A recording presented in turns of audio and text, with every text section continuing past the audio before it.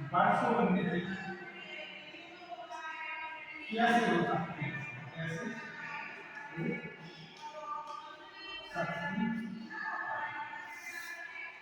भारत वर्षोन्नति कैसे हो सकती है? भारत हरिश्चंद्र द्वारा रचित निबंध है जो हमारे सिलेबस में लगा हुआ है।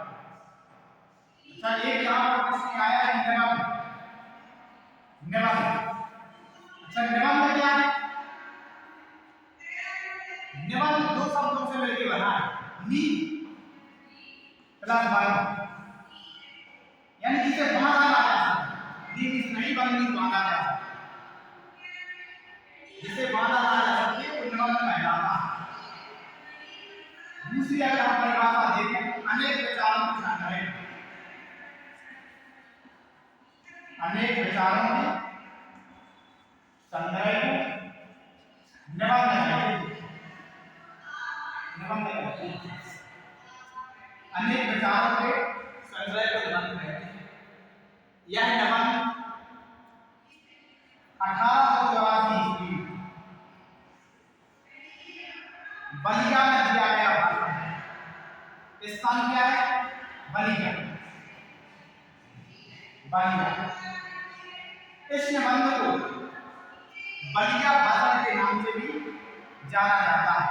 इसका जो अन्य नाम है, अन्य नाम वो है बलिया भाषण।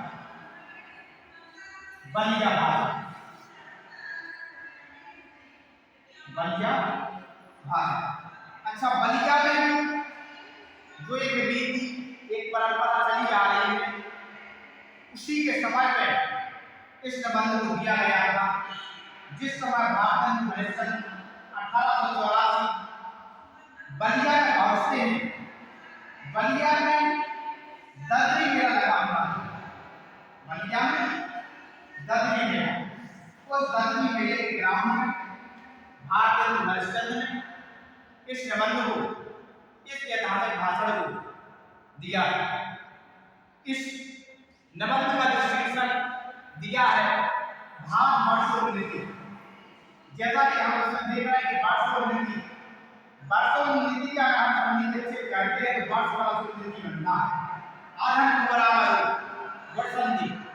भारत वर्षोन्नति कैसे हो सकती है, इस पर भारत हरिश्चंद्र जी ने अपने इस निबंध को दिया है, जहां तमाम देश दुनिया के लोग रोजमर्रा के कार्यों में लगे हुए हैं, वहीं बलिया के लोग भारत जी के इस ऐतिहासिक भाषण सुनने के लिए ददरी मेले के उस ग्राम में शामिल होते हैं, जहां पर इस भाषण का आयोजन किया गया है। इस भाषण के माध्यम में जो इन्होंने पहली शक्ति दी है, वो इन्होंने कहा है हमारे हिंदुस्तानी लोग, हमारे हिंदुस्तानी लोग रेलगाड़ी जैसे, रेलगाड़ी जैसे, हमारे हिंदुस्तानी लोग रेलगाड़ी जैसे। हमारे हिंदुस्तानी लोगों की तुलना उन्होंने रेलगाड़ी से की। जिस प्रकार से एक रेलगाड़ी में तमाम सुविधाजनक ऐश और आराम के डिब्बे लगे हुए होते हैं, ऐश और आराम के डिब्बे लगे होने के बावजूद भी अगर इस रेलगाड़ी में रेल के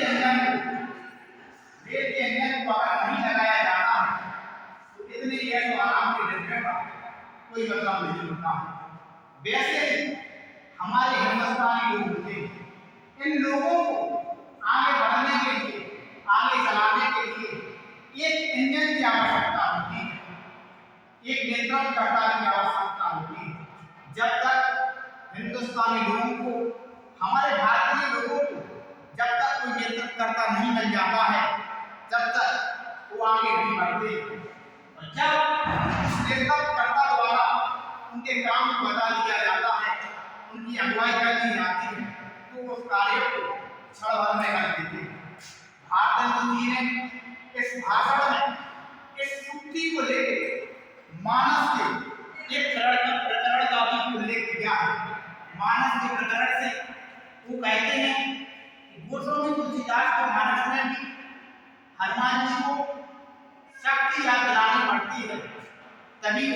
उस कार्य को कर पाते हैं।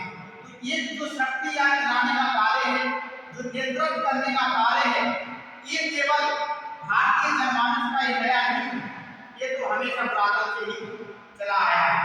इसीलिए भारतीय लोगों को एक नेतृत्वकर्ता की जरूरत होती है, वही एवं उसी की अगुवाई में वो इस कार्य को अंजाम दे पाते हैं।